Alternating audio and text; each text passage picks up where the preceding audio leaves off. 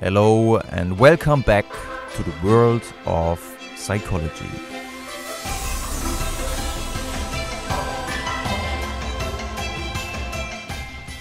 Is self-control more important than intelligence?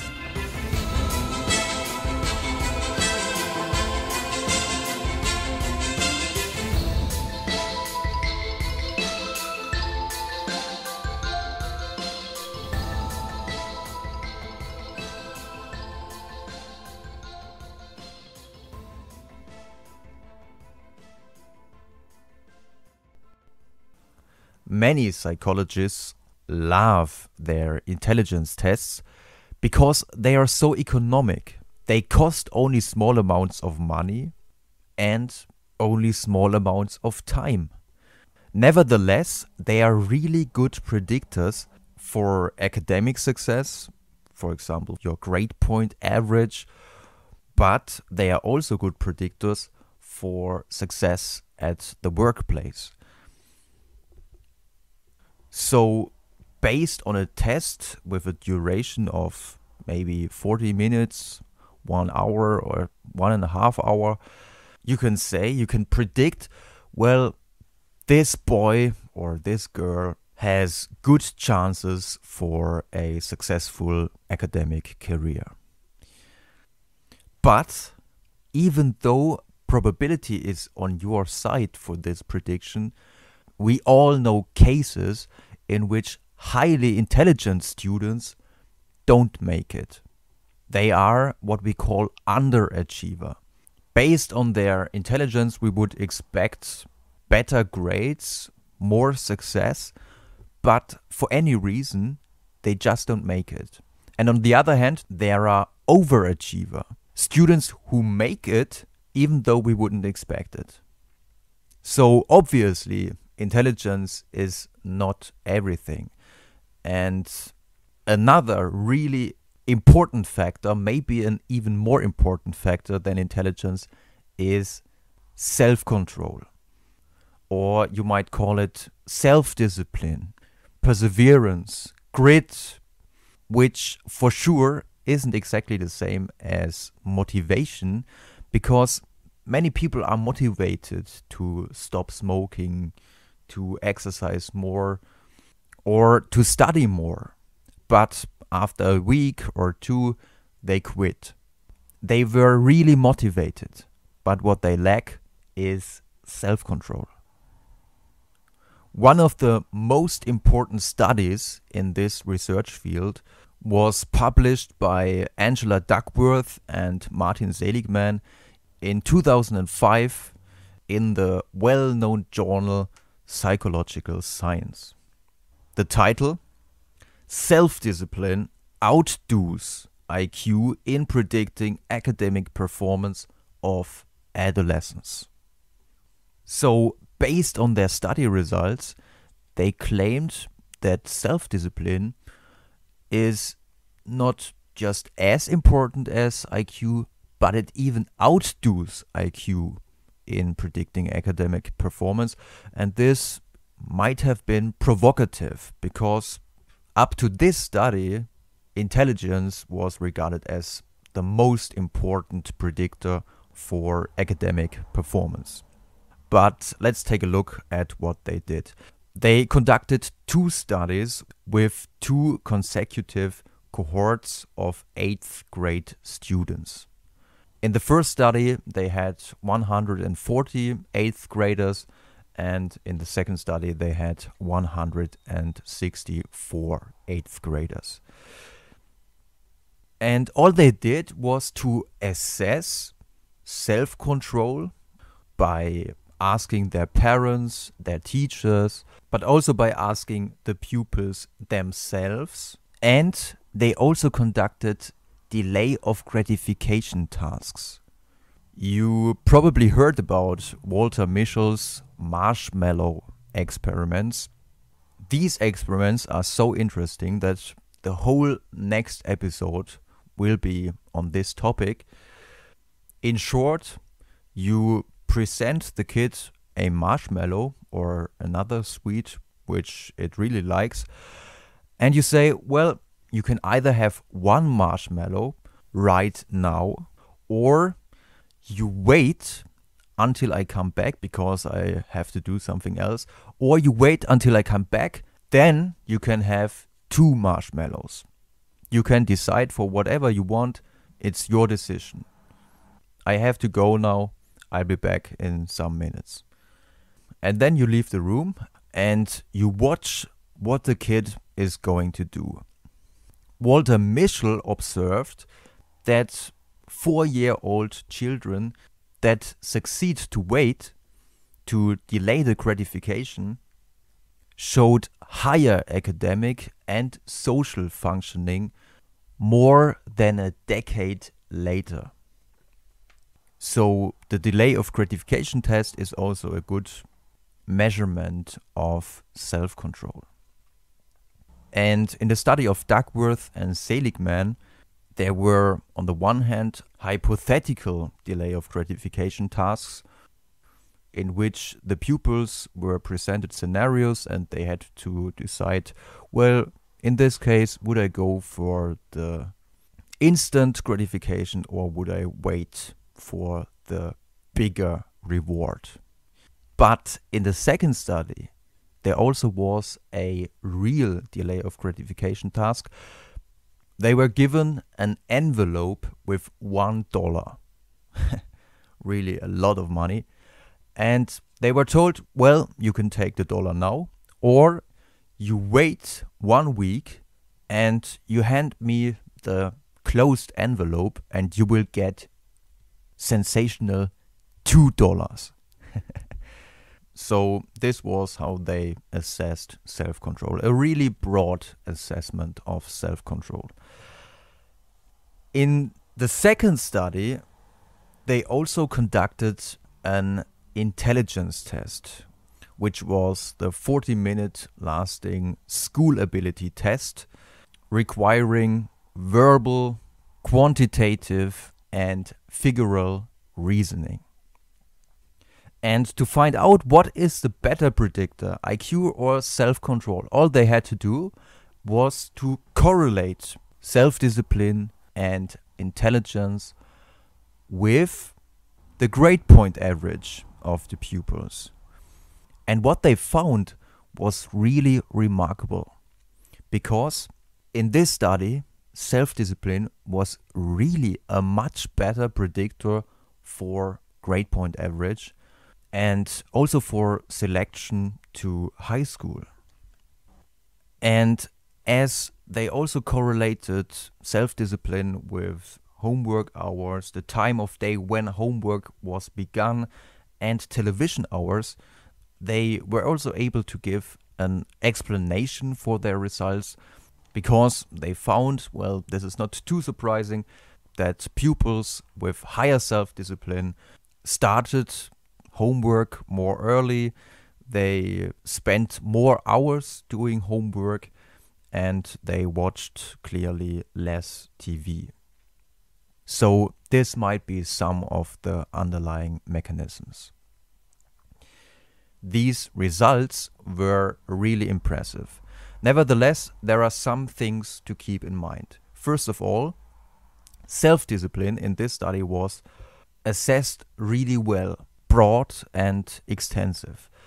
Intelligence, on the other hand, was assessed with a 40-minute intelligence test, which is okay, but you have to know that usually the longer the test is, the more reliable the test is.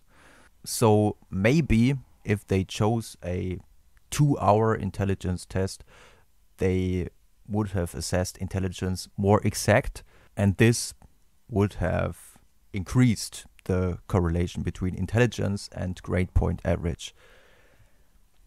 Another reason that might have led to an underestimation of the IQ grade point average correlation might have been the low variation of intelligence in their sample of 8th graders.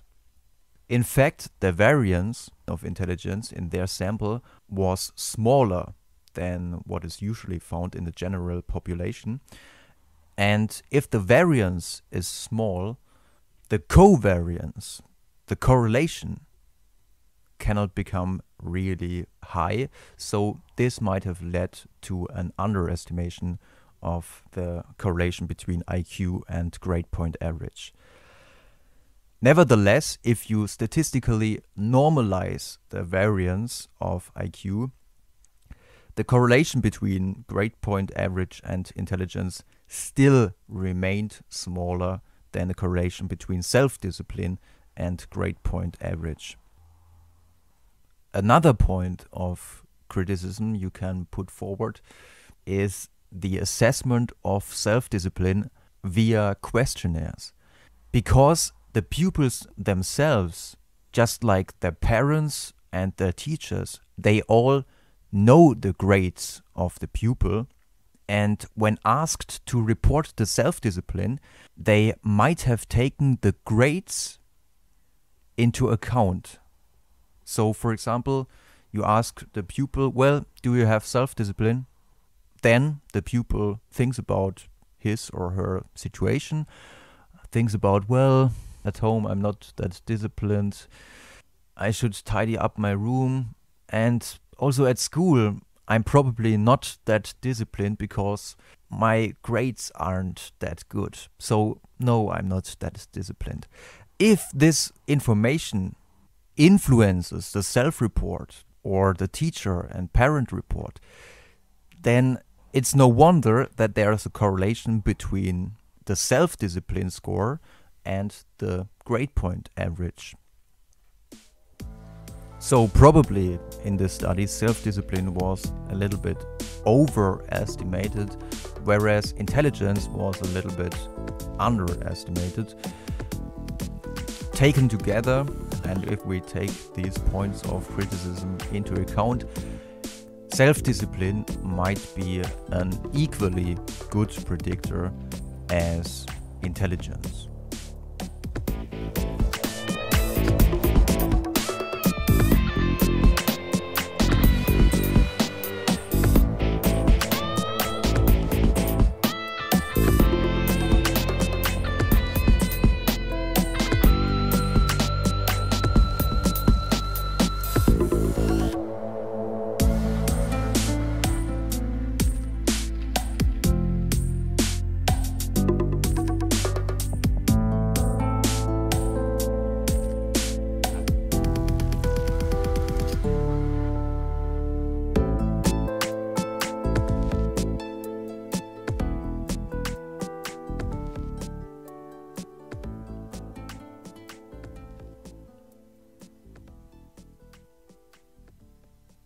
More evidence for the importance of self-control, not only for academic success, but also for life success in general, for example, for physical health or income, derives from one of the biggest longitudinal studies that were ever conducted.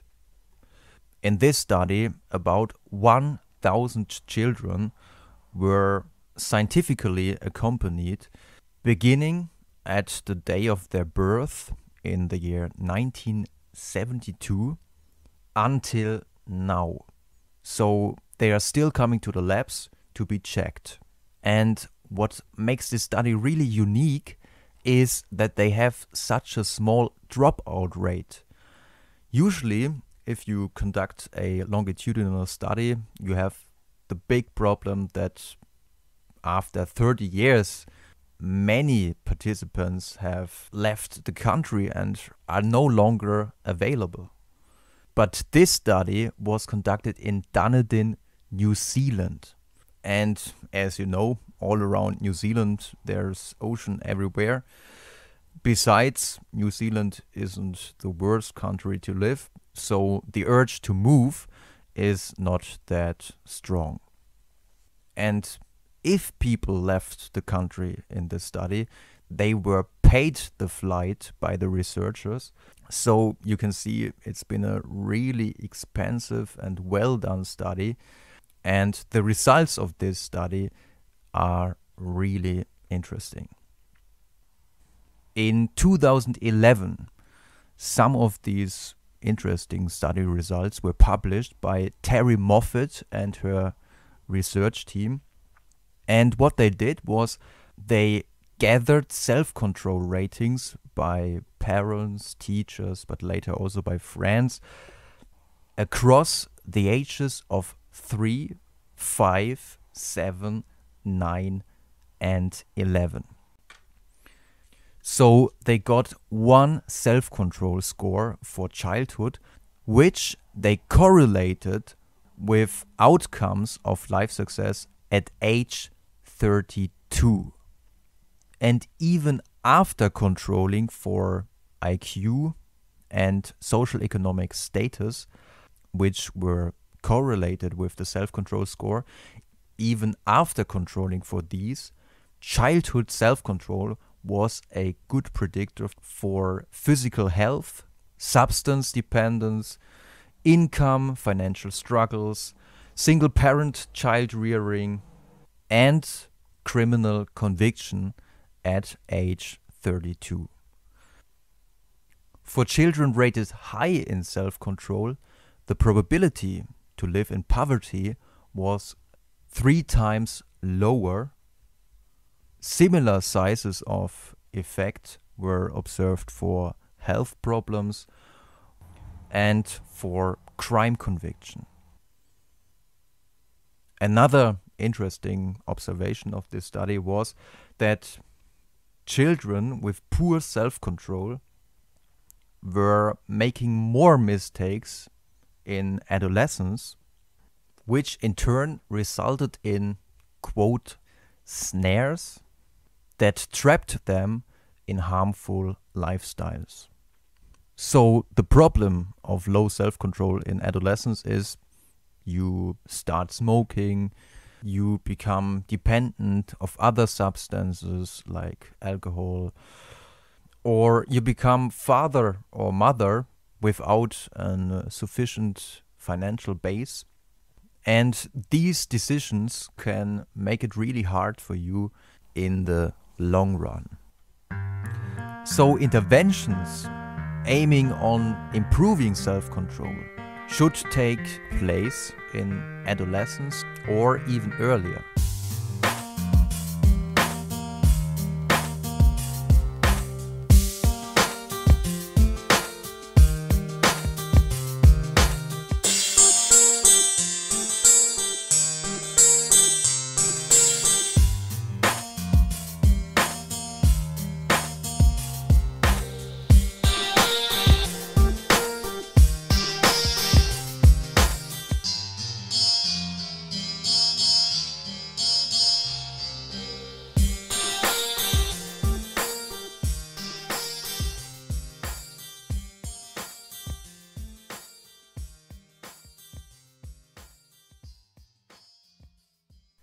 In order to show you that quite different lines of research have come to similar results, I want to present to you a really gigantic study from the psychology of personality.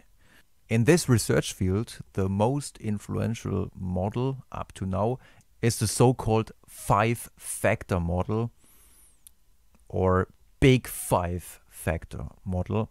And these 5 factors of personality are agreeableness, how good do you get along with other people, conscientiousness, are you going to do what you promised to do, emotional stability or neuroticism, do you worry about everything, what people might think about you, extraversion, do you like to be in the middle of attention, and openness, do you like new experiences, or do you prefer to stay at home in your bed where it's so cozy? Of course, scientists want to know which of these factors are important for life success, for example, for academic success. And to investigate this question, Poropat conducted a meta-analysis of the 5-factor model of personality and academic performance, and published the results in 2009 in the journal Psychological Bulletin. The only one personality factor in all these studies, and they had cumulative sample sizes that ranged to over 70,000 participants.